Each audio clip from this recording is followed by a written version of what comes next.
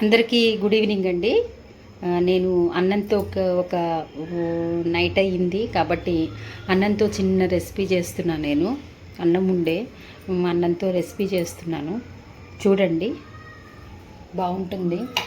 నోటికి తినాలని లేకపోయినా మంచిగా ఇట్లా చేసుకుని తింటే చాలా బాగుంటుంది. ఇలా చేసుకుని తింటే నూనె ఆయిల్ వేసుకోవాలి.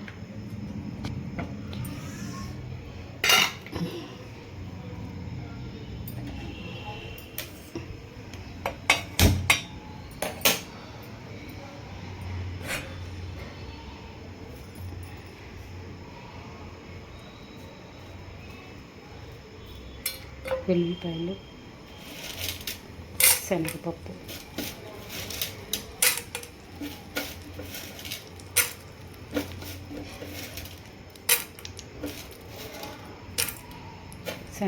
మినపప్పు, ఆవాలు, జీలకర్ర కొంచెం వేగిపోయిన తర్వాత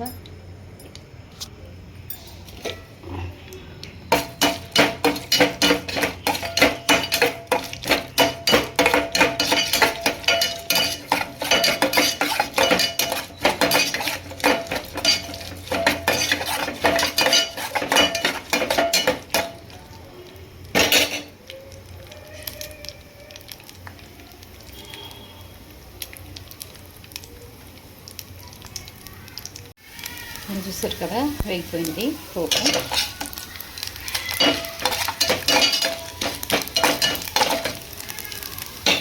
దీంట్లోకి నేనైతే క్యారెట్,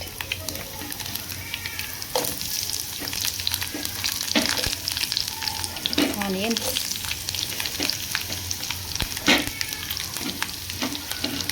పచ్చిమిర్చి, కరివేపాకు, పోపన్నం అంటారు కదా అది.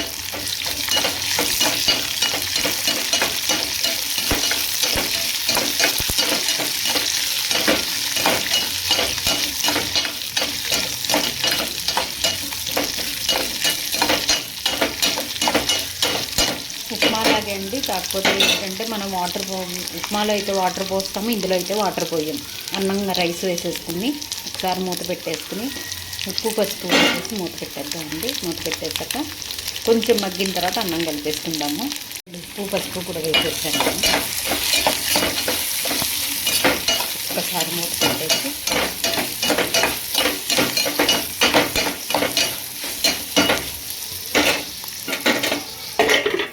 ఇదిగోండి మూత పెట్టేసాను. ఒక 5 మినిట్స్ ఆగాక అన్నం కలిపేసుకోవడమే, అంతే, సింపుల్. ఎవరైనా మనం అప్పటికప్పుడు చేసుకోవాలనుకుంటే, అన్నం ఉందనుకోండి, ఇట్లా చేసుకోవాలనుకుంటే చక్కగా చేసేసుకోవచ్చు. బాగుంటుందండి, ఇది కూడా టేస్ట్ బాగుంటుంది. ముందు అయిపోయిన దగ్గరికి వచ్చేసింది. క్యారెట్ కొంచెం పచ్చిగా ఉన్నాయేం పర్వాలేదండి, కొంచెం పచ్చిగా ఉన్నాయేం కాదు, తినవచ్చు.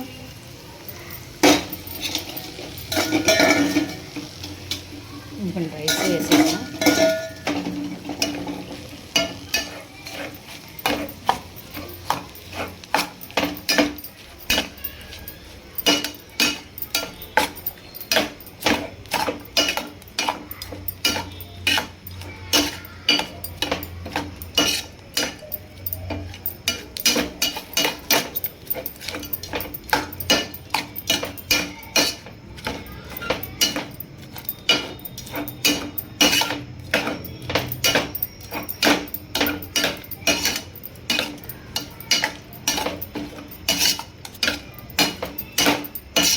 కావాలంటే మీరు నెయ్యి కూడా వేసుకోవచ్చండి, బాగానే ఉంటుంది. అనుకుంటే ఇది కూడా తినేయచ్చు.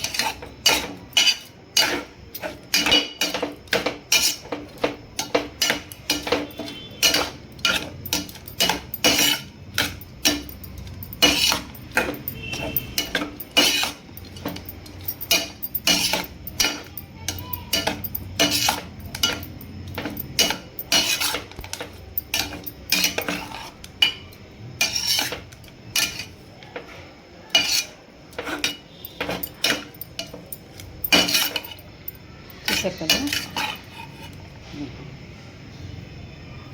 పోపు అన్నము. పోపులో అన్నం వేసేసి కలిపేసుకొని చేసేసుకొని ఇలా తినవచ్చు అనమాట. ఓకేనండి. నచ్చితే లైక్, షేర్, కామెంట్ చేయండి. ఓకేనండి. బాయ్ అండి.